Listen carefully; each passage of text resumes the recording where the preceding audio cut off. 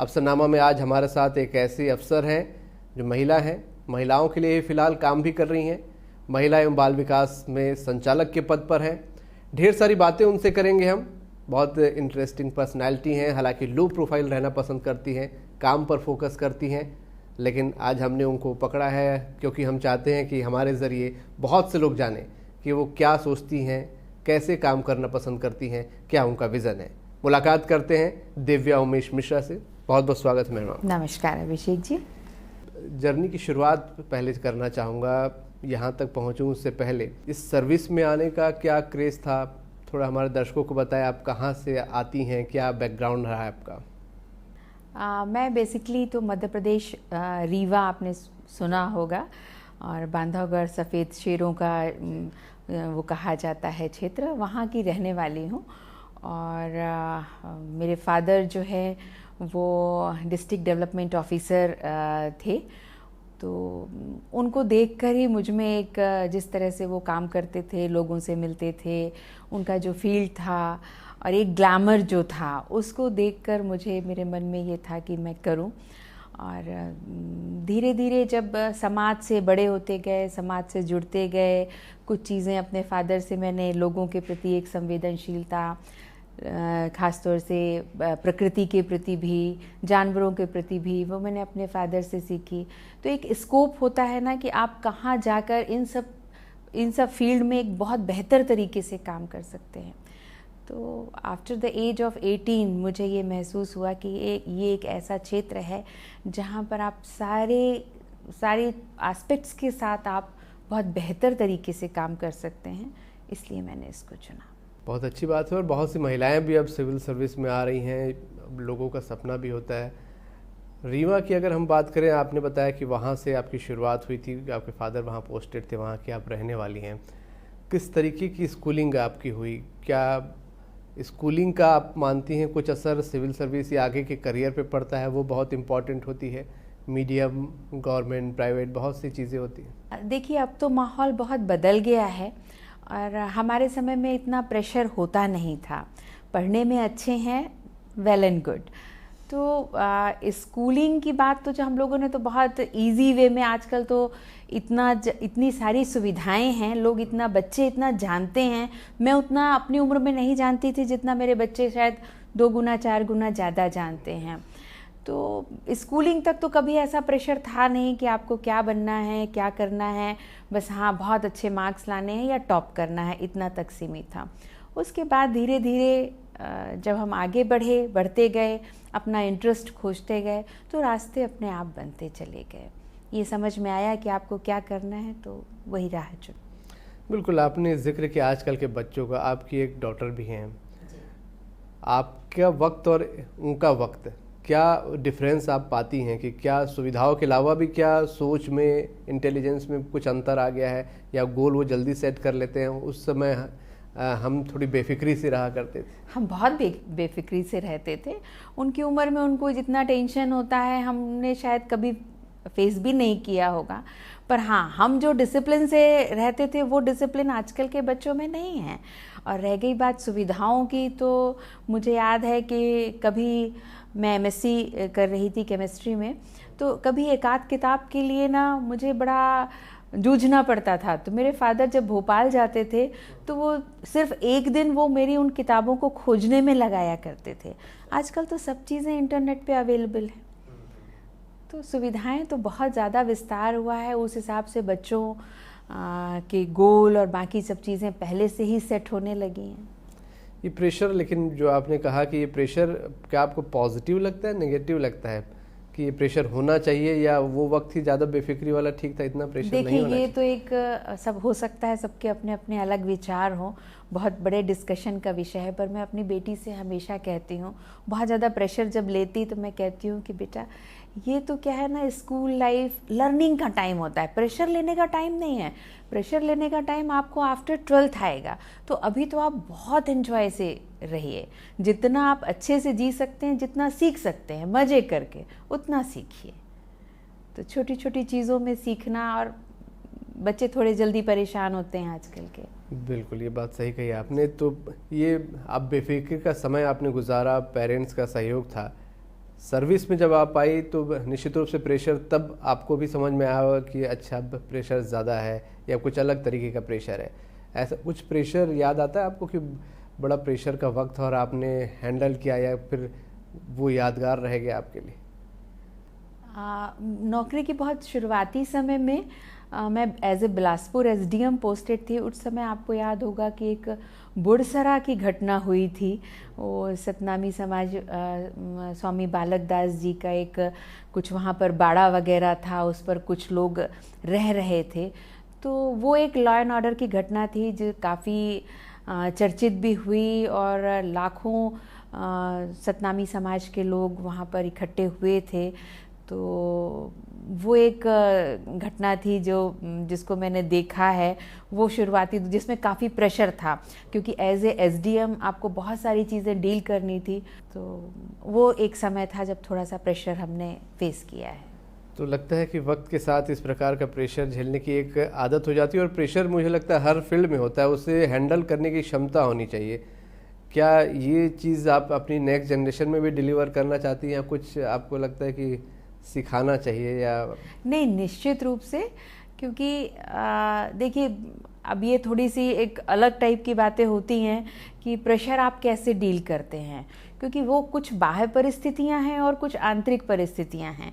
आप अपने मन को किस ढंग से संतुलित करते हैं, इसके हिसाब से आप बड़े आसानी से बाह्य परिस्थितियों के साथ हैंडल कर लेते हैं, मुझे ऐसा लगता है। क्योंकि जब कभी मेरे सामने ऐसी परिस्थितियां आती हैं तो मैं कोशिश करती हूँ कि मैं बहुत शांत होकर उनको डील करूँ, और अगर नहीं कर पाती हूँ तो फिर मैं उसको लेके बहुत ज़्यादा परेशान नहीं होती हूँ, क्योंकि उन चीज़ों पर मेरा नियंत्रण नहीं है। तो ये एक समझने की बात होती है कि हम कैसे डील करें। बिल्कुल, महिला बाल विकास में आप हैं, खुद भी महिला हैं। महिलाओं के उत्थान की और महिलाओं के विकास की बहुत सारी योजनाएं चलती है, बातें होती हैं, पर खुद महिला होने के नाते भी क्या आपको कभी फील हुआ कि इन चीज़ों से थोड़ा पार्शलिटी कहीं होती है या कोई आपको फ़ायदा या नुकसान जैसी चीज़ें कुछ झेलनी पड़ती हो? नहीं, ऐसा कुछ नहीं है। अब समाज भी बहुत आगे बढ़ गया है, लोग भी, सोच भी और विचार भी, है ना। तो अब तो लोग महिलाओं को आगे ही बढ़ाते हैं। होती होंगी कुछ 1-8% इस तरह की घटनाएं होती होंगी, मैं ऐसा नहीं कहती हूँ, पर ज़्यादातर अब इस तरह की चीज़ें देखने में नहीं मिलती हैं। महिलाएं खुद भी इतनी सक्षम हो गई हैं कि नॉर्मली तो कोई इस तरह करने का साहस करता भी नहीं है। छत्तीसगढ़ की बात करें तो छत्तीसगढ़ में महिलाएं काफ़ी जीवट मानी जाती हैं, काफ़ी संघर्ष करती हैं, बल्कि कई जगह तो घर परिवार को चलाने का काम भी, जिम्मेदारी भी उन्हीं पर बिल्कुल बिल्कुल, और वो डिपार्टमेंट भी आप ही के पास है। क्या आपको लगता है कि यहाँ की महिलाओं में जीवटता की वजह क्या है? क्या उनको संघर्ष छत्तीसगढ़ में करना पड़ता है? क्या दिक्कतें आती हैं, कैसे सॉल्यूशन करती होंगी? अब देखिए, ये तो एक्चुअली जो मुझे समझ में आया कि अब तो ये स्थिति नहीं है, पर शुरुआती दौर में जब हम यहाँ पर आए थे तो शिक्षा का स्तर काफ़ी कम था, और इसके अलावा मध्य प्रदेश के साथ लगा होने के कारण शायद उस समय उतना डेवलपमेंट नहीं था। अब वो स्थितियाँ नहीं हैं, और अब मुझे लगता भी नहीं कि महिलाएं उतना स्ट्रगल करती हैं, क्योंकि अब महिलाओं ने अपना स्थान यहाँ पर बना लिया है। तो ये शायद मुझे लगता है कि पुरानी बात हो गई कि यहाँ की महिलाएं स्ट्रगल करती हैं। तमाम चीज़ें पर्याप्त हैं यहाँ जी, पर? पर्याप्त हैं। बिल्कुल। और छत्तीसगढ़ की बात करूं मैं, जब आपने छत्तीसगढ़ को पूरा घूमा, देखा, किस तरीके से आपको यहाँ पर समझ में आया? छत्तीसगढ़ अलग अलग जगहों पर आप पोस्टेड रही, कौन सा एरिया आपको लगा कि बड़ा इंटरेस्टिंग रहा, कुछ यादगार क्षण उससे जुड़ गए आपके? एक्चुअली मैंने शुरुआत का एक समय जो है वो बिलासपुर में मैं रही हूँ, बिलासपुर ज़िले में। वैसे तो छत्तीसगढ़ हर दृष्टिकोण से समृद्ध है, आप जिधर चले जाइए, बस्तर चले जाइए एक अलग संस्कृत है, सरगुजा चले जाइए एक अलग संस्कृत है। पर मैं बिलासपुर पोस्टेड शुरुआती दौर पे रही हूँ, नौकरी की शुरुआती दौर पे, तो वो एक बड़ा लर्निंग पीरियड होता है, और कुछ ऐसा रहा कि मैंने उस जगह पर रहकर बहुत कुछ सीखा। तो वहाँ से मेरा थोड़ा सा एक अलग जुड़ाव है। आपकी ससुराल भी छत्तीसगढ़ में है जी। किस तरीके से यहाँ पर अगर मैं बोलूँ कि ससुराल होने के बाद आपको लगा कि कुछ जिम्मेदारियां बढ़ गई हैं, या किस तरीके से आपकी शादी यहाँ पर आपने अपना जीवन साथी चुना? क्या वो कोई ऐसा क्षण जो आप शेयर करना चाहें? देखिए, आप परिवार में रहते हैं, चाहे आप अपने घर पे रहें या शादी होने के बाद जाएं, तो आपको दूसरा परिवार मिलता है। परिवार का अपना एक अलग महत्व होता है और मुझे अपने परिवार वालों से कभी कोई दिक्कतें नहीं हुई। उन्होंने हमेशा मुझे आगे बढ़ाया और इनफैक्ट जब मेरे बच्चे हुए तो हमेशा मेरे ससुराल के लोग, मेरी दीदियाँ, भाभियाँ जो भी हैं, सब हमेशा खड़े रहे, तो उनका मुझे हमेशा सहयोग ही मिला और मेरी हर सफलता पर उन्हें बड़ा गर्व महसूस होता है। आज मैं यहाँ पर अगर सक्षमता के साथ खड़ी हूँ तो उसके पीछे उन सबका भी बहुत बड़ा हाथ है। काम के साथ साथ परिवार को भी हैंडल करने की जिम्मेदारी एक महिला पर होती है। ये दोहरी जिम्मेदारी आप लोगों पर पुरुषों की अपेक्षा ज़्यादा हो जाती है। कैसे हैंडल करती हैं और क्या कोई ऐसी टिप्स और कामकाजी महिलाओं को, जो कि एक मैंने कहीं सर्वे पढ़ा था कि शादी के बाद बहुत सी महिलाएं भारत में जॉब छोड़नी पड़ जाती है उनको, क्योंकि परिवार संभालना होता है। ये हैंडल कैसे आप करती हैं, किस प्रकार सक्सेसफुली? क्योंकि आप लोग जब बोलते हैं तो फिर बाकी लोगों को एक रास्ता भी समझ में आता है। देखिए, मैंने आपसे शुरुआती दौर में ही शेयर किया कि आप किस ढंग से चीज़ों को डील करते हैं, इसके ऊपर बहुत सी बातें डिपेंड होती हैं। और घर और नौकरी दोनों को आप जितना अलग रख के चलेंगे, उतना आप परिवार चलाने में आपको सुगमता होती है और उतनी ही आप नौकरी भी अच्छे से कर सकते हैं। मैं ऑफिस जाती हूँ तो जब तक कोई बहुत विपरीत स्थिति नहीं होती है, कोई ऐसी बात हो जाए जो मेरे बच्चों को या मेरे हस्बैंड को मुझे शेयर करना हो, तब तक छोड़कर कोई मुझे डिस्टर्ब नहीं करता। घर आती हूँ तो पूरा टाइम उनका होता है, मैं उनके साथ बहुत क्वालिटी टाइम बिताती हूँ और हम साथ खेलते भी हैं, साथ टीवी भी देखते हैं, खाना खाते हैं, घूमते भी हैं। तो बहुत सारी बातें हम आपस में शेयर करते हैं। ख़ास तौर से सुबह का एक टाइम ऐसा होता है कि लॉकडाउन के पीरियड में मैंने इस चीज़ को बहुत एंजॉय किया कि हम सब सुबह एक साथ उठते थे, एक्सरसाइज करते थे, बहुत सारी बातें सीखते थे, खाना बनाते थे, साथ में खाते थे। तो तब एक क्वालिटी टाइम स्पेंड आप करते हैं तो ऑटोमेटिक चीज़ें सहज होती चली जाती हैं। परिवार का साथ बड़ा अहम होता है, क्योंकि इससे आपको, मुझे लगता है, मानसिक मजबूती भी मिलती है और बुरा वक्त या कोई डिसीजन लेने में भी काफ़ी सहायता मिलती है। जी बिल्कुल, आपने सही कहा। और सबसे पहली प्राथमिकता लाइफ में परिवार ही होती है और अगर आप परिवार की तरफ से सेटिस्फाइड हैं, सुकून में हैं, तो आप अपनी बाकी जिम्मेदारियां बखूबी निभा सकते हैं। बिल्कुल, इस जिम्मेदारी को निभाते हुए कई अलग अलग फेसेस, अलग अलग लोगों से भी आपकी मुलाकात होती होगी। अलग अलग डिपार्टमेंट में भी आप रही हैं, बहुत से जगहों पर काम भी आपने किया है। क्या आपको लगता है कि यहाँ छत्तीसगढ़ के लिए, अगर छत्तीसगढ़ के लिहाज से मैं बात करूँ, अलग अलग परेशानियाँ लोगों को आती हैं या अलग अलग दिक्कतें लोग आप तक लेकर पहुँचते होंगे? कौन सी ऐसी समस्या या दिक्कतें या बातें होती हैं जो लोग आप तक पहुँचाना चाहते हैं, या आपको लगता है कि नहीं, यहाँ पर ये चीज़ों को सॉल्यूशन करना ज़्यादा बेहतर है, ये समस्याएं हैं, इतने लंबे समय में जो चलता होगा आपके जहन में छत्तीसगढ़ को लेके? नहीं, मुझे कभी ऐसा महसूस नहीं हुआ क्योंकि यहाँ के लोग भी बहुत सरल सहज हैं और इनफैक्ट जो ऑफिसर्स यहाँ पर पोस्टेड हैं उनमें भी मैंने ये चीज़ पाई कि समस्याओं को सुलझाने के प्रति बहुत ज़्यादा संवेदनशील हैं। तो लोग बड़े अप्रोचेबल हैं। लोग जैसे कि फील्ड से आते हैं, दूरस्थ क्षेत्रों से लोग आते हैं, तो बड़े आसानी से अधिकारी उपलब्ध रहते हैं, समस्याएं सुनते हैं। और ठीक है, शासकीय नियम प्रक्रियाओं में थोड़ा सा वक्त लगता है, पर मुझे लगता है कि यहाँ पर संवेदनशीलता ज़्यादा। बिल्कुल। दिव्या जी, खाली समय में वैसे तो आपको कम समय मिलता होगा, परिवार को भी संभालना होता है और काम को भी संभालना होता है, फिर भी जब आप अपने लिए अगर वक्त निकाल पाती हैं, क्या करना पसंद करती हैं आप? मैं अपने लिए पर्याप्त वक्त निकालती हूँ क्योंकि अब खुद को खुश रखना, खुद का ध्यान रखना एक बहुत बड़ी जिम्मेदारी है, क्योंकि उसके बाद ही आप बाकी जिम्मेदारियों को पूरा कर पाएंगे। तो बहुत सारे शौक़ हैं मेरे, तो ऐसा। पर हाँ, जब जैसा मज़ा मिलता है तो मैं उस ढंग से, मुझे खाना बनाने का बहुत शौक़ है। तो ये एक ऐसा शौक़ है जिसमें आप बच्चों को साथ लेकर और बहुत एंजॉय करते हैं इसमें। इसके अलावा मुझे पेंटिंग का शौक़ है, और जब त्योहारों का सीज़न होता है तो मुझे रंगोली बनाने का बड़ा शौक़ है, और बुक्स पढ़ने का शौक़ है। तो बुक्स तो आजकल अब उतना पढ़ना नहीं हो पाता, बट हाँ, बेटी के साथ मिलकर हम कुछ क्वालिटी टाइम स्पेंड करते हैं, तो कुछ टीवी पर कुछ अच्छी चीज़ें देखा या नेट पे कुछ अच्छी चीज़ें देखा, जिससे वो भी कुछ सीखे और मेरी भी लर्निंग हो जाए। और गार्डनिंग का शौक़ है, तो जब भी समय मिलता है या समय होता है तो मैं उसको इस ढंग से वो करती हूँ। घूमने का भी शौक़ है, पर उतना घूमना नहीं हो पाता क्योंकि बच्चे बड़े हो जाते हैं, तो उनकी स्कूलिंग एक वो हो जाता है कि हाँ अभी नहीं जा सकते, बट जब मौका मिलता है तो हम घूमते ज़रूर हैं।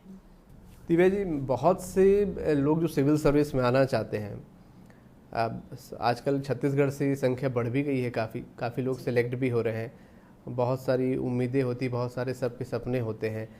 आपका भी कोई सपना था कि आप भी सर्विस में आने के बाद मैं ये करूँगी या वो करूँगी? लंबा वक्त गुजर गया, उन सपनों को कितना पूरा कर पाई हैं, और आगे क्या लगता है कि और आपको सोचती होंगी कि थोड़ा ये अभी और करना है मेरे को? देखिए, मैं शुरू से बहुत प्रैक्टिकल रही हूँ। आदमी कोई भी व्यक्ति जब नौकरी ज्वाइन करता है, ख़ासतौर से सिविल सर्विसेज जैसी ऑनरेबल जॉब पे आता है, तो बहुत सपने लेके आते हैं कि हाँ ये करना है। मैंने लाइफ में हमेशा छोटे छोटे गोल निर्धारित किए, क्योंकि मुझे ये पता है कि मेरे अकेले के दम पर मैं कोई क्रांतिकारी परिवर्तन नहीं ला सकती हूँ। तो मुझे ऐसा हमेशा मैंने यही महसूस किया और उसी राह पे चली कि मेरे एक स्टेप से अगर कोई चीज़ सुधरती है तो मैं एक स्टेप ही आगे बढ़ाऊँगी। इकट्ठा मैं दौड़ जाऊँ, वो मैंने कभी नहीं किया। तो मेरे छोटे छोटे कदम, मैं कोशिश करती हूँ कि उससे लोगों को सुकून मिले। मुझे जानवरों से बहुत प्रेम है, तो मैं कोशिश करती हूँ कि मैं कुछ उनके लिए कर पाऊँ। छोटे बच्चों से बहुत प्रेम है, तो और एक सपना ये है कि अगर कभी ऐसा मौका मिले मुझे, तो मैं बच्चों के लिए, छोटे बच्चों के लिए, ऑर्फन बेबीज़ के लिए कुछ कर सकूं, और बुज़ुर्गों के लिए कुछ कर सकूं। और इसी प्रकार से मुझे प्लांटेशन का मेरा हर साल का टारगेट रहता है कि मैं कम से कम 2000 पौधे लगाऊंगी। तो कुछ संस्थाएं हैं जिनसे मैं जुड़ी हुई हूँ, तो उनके साथ मैं कोशिश करती हूँ कि मैं अपने इस टारगेट को पूरा कर सकूँ। अपने बच्चों को भी यही सिखा रही हूँ। तो मैं ऐसा नहीं कह सकती हूँ कि मैं सिविल सर्विसेज में हूँ तो मैंने कोई बहुत बड़ा गोल डिसाइड किया है कि मैं कोई क्रांतिकारी परिवर्तन ला दूँगी, पर मैं अपने प्रयासों से उस जगह पर रहकर छोटे छोटे स्टेप्स आगे बढ़ा के अगर कुछ परिवर्तन ला सकती हूँ तो वो मेरा लक्ष्य है। ये बहुत इम्पॉर्टेंट चीज़ आपने कही कि छोटे छोटे स्टेप्स हैं और वो आपको भी सुकून देते हैं और समाज का भी भला यहाँ पर हो जाता है। ऐसी नई जनरेशन को भी क्या कोई टिप्स आप देंगी? अब देखिए, आजकल के बच्चों में मैंने ये देखा कि बहुत जल्दी बहुत सारी चीज़ें पाना चाहते हैं। तो मेरी यही अपेक्षा है, या मैं यही उनसे कहना चाहूँगी कि छोटे छोटे कदम आगे बढ़ाएं और छोटी छोटी चीज़ों से समाज को, लोगों को परिवर्तन के लिए प्रेरित करें। और इसी में सभी का भला है, आपको भी सुकून मिलता है और आप कर पाते हैं। तो छोटे छोटे स्टेप्स आगे लेने में ही प्रगति होती है। बिल्कुल, छोटे छोटे स्टेप लेने में ही प्रगति होती है और वही स्टेप आप भी लेते रही हैं। चाहे आपने बताया कि जानवरों की बात कर ली जाए या फिर बच्चों को लेकर आप बहुत कुछ करना चाहती हैं आगे जाकर। अपनी फील्ड में भी आपको लगता है कि अभी मैं जो काम कर रही हूँ उस काम में और भी कुछ मुझे ये करना चाहिए आगे जाकर? ये तो आपने बहुत सी चीज़ें बताई जो आप शायद अपनी फील्ड से अलग हटकर भी आप कर सकती हैं या कर रही हैं। फील्ड में भी आपको लगता है, प्रशासनिक सेवा में भी एक गोल जैसा, कुछ छोटा सा गोल ही सही, आपने कुछ तय किया हुआ है कि ये करना है या इस दिशा में आगे बढ़ रही हूँ मैं? या रोज़ एक कुछ छोटा सा कुछ आप गोल आता है? देखिए, ये तो एक ऐसा प्लेटफॉर्म है जहाँ पर आप रोज़ लोगों के लिए कुछ करते हैं। सरकार ने इतनी योजनाएं बना रखी हैं लोगों को लाभान्वित करने के लिए, इतने सारे प्रोग्राम चल रहे हैं। अगर उन्हीं प्रोग्रामों को हम अपना 100% ना भी दे पाएँ, अगर हम 60-70% भी देते हैं तो निश्चित रूप से लोगों का भला होता है उसमें। तो यही है कि आप किस ढंग से उनको इम्प्लीमेंट करते हैं। जितना अच्छा आप इम्प्लीमेंट करते हैं उतना लोग लाभान्वित होते हैं। तो यही गोल है, और इससे इतर तो मैंने कभी ऐसा कुछ सोचा नहीं कि मुझे अलग से कुछ करना है। कोरोना ने आपको लगता है कुछ चेंजेस लाइफ में डाल दिए हैं? चाहे आपकी बात हो या मेरी बात हो या समाज की बात हो, लाइफ स्टाइल में या लाइफ में बहुत से परिवर्तन आए या बहुत कुछ इससे सीखने की भी ज़रूरत है हमको? निश्चित रूप से एक तो सबसे बड़ी बात ये हुई कि जब परिवार एक साथ रहा तो एक दूसरे को बहुत अच्छे से समझने बूझने का भी मौका मिला। और कोरोना की जो भी भयावहता रही है तो उसने डिसिप्लिन रहना सिखाया, एक्सरसाइजेज वगैरह के प्रति, प्राणायाम, योगासन वगैरह के प्रति लोगों के रुझान पहले की तुलना में बहुत ज़्यादा बढ़ गए हैं। और घर में हम रहे हैं तो अगर घर में बुज़ुर्ग हैं तो उनके साथ एक अलग आत्मीयता डेवलप हुई है। और जैसे मेरी ही दादी थी तो बच्चों का उनके प्रति एक अलग लगाव था, स्टोरीज सुनना जो हम पहले किया करते थे, जो बच्चों ने, क्योंकि टीवी देखने का भी एक लिमिट होता है, या लैपटॉप या कंप्यूटर पे भी, हालांकि आजकल के बच्चे कुछ एडिक्टेड टाइप के हैं, हो गए हैं, पर फिर भी थोड़ा सा उससे हटकर अगर हम बैठ रहे हैं तो वो बच्चे एक अलग फील। मेरी बेटी अभी भी मुझसे यही कहती है कि मम्मा दादी के साथ कितना मज़ा आता है। तो ये चीज़ें भी बच्चों ने सीखी हैं। और लाइफ के प्रति एक अलग, जैसे मैंने कहा कि छोटी सी कि मैं अपने बच्चों को लेकर जानवरों को खाना देने निकलती थी, तो वो अलग सीखते हैं उससे बच्चे, उनको समझ, क्योंकि वो जो सुकून जब आप उतरते हैं, जब आप मिट्टी पर पैर रखते हैं और कुछ करते हैं तो वो सुकून एक अलग आता है। एक पौधा अगर आप अपने हाथ से लगाते हैं उसका एक अलग सुकून रहता है। तो बच्चों ने ये चीज़ें सीखी हैं। ये संवेदनशीलता बहुत ज़रूरी है, कुल मिला के कहा जाए लाइफ में आप कहीं भी पहुंच जाए, संवेदनशील बने रहना बहुत ज़रूरी है, बहुत ज़्यादा ज़रूरी है। चाहे किसी भी जॉब की बात करूं, आपकी जॉब में तो लोग और समाज के और पूरे लोग आपके साथ जुड़ते हैं, आपके पास आते हैं। संवेदनशील होना क्या हमेशा अच्छा होता है, या कई बार आपको इसकी वजह से परेशानी भी झेलनी पड़ जाती होगी, आप परेशान भी हो जाती होंगी, क्योंकि कई बार लोगों को ऐसी तकलीफें भी देख लेती हैं? देखिए, ये तो एक अच्छा गुण है, और संवेदनशील आप जब भी होते हैं तो कुछ करने का प्रयास करते हैं। हो सकता है कि हम उतना ना कर पाएँ जितना हम करना चाहते हैं, पर परेशानी जैसा तो मैंने कभी महसूस नहीं किया। कभी मैं कुछ नहीं कर पाई हूँ तो हमेशा फिर मैंने उसके बारे में यही सोचा कि इसको कैसे किया जा सकता है, तो एक रास्ता निकल कर आ जाता है। बिल्कुल दिव्या जी, बहुत सी इम्पॉर्टेंट, मुझे लगा कि कई सारे लोगों से मैंने बात की है, आध्यात्मिक, मुझे लगता है कि आपकी विचारधारा थोड़ी रही है, क्या अध्यात्म की तरफ भी कुछ आपकी स्टडी या इंटरेस्ट है? हाँ, मेरी रुचि है एक्चुअली। अब वो विषय बहुत ही अलग है, उस पर अभी मेरे ख्याल से हम अलग से बात करें तो ज़्यादा बेहतर होगा। मेरी रुचि है और मैं ये मानती हूँ कि आप पहले सुकून अपने अंदर ढूंढिए, अपने आप को स्टेबल करिए, तभी आप अपने कदम आगे बढ़ा सकते हैं समाज के लिए। बिल्कुल दिव्या जी, बहुत मज़ा आया आपसे बात करके हमको, और वाकई एक सुकून जो आपके चेहरे पे देख रहा हूँ, बहुत सी चीज़ें आपने बताई, वो सुकून आज की अफरा तफरी भागम भाग वाले माहौल में लोगों के लिए बहुत इम्पॉर्टेंट है। और आप जैसा जब एक बिज़ी अधिकारी इस बात को बोलता है तो लोगों को भी लगता है कि हाँ, जब आप इतनी बिजी शेड्यूल में सुकून ढूंढ सकती हैं, डिसिप्लिन में रह सकती हैं, तो बाकियों के लिए भी मुश्किल नहीं होना चाहिए। बहुत शुक्रिया हमसे बात करने के लिए आपका। तो हमारे साथ दिव्या मिश्रा जी थी, महिला बाल विकास में हैं, और आप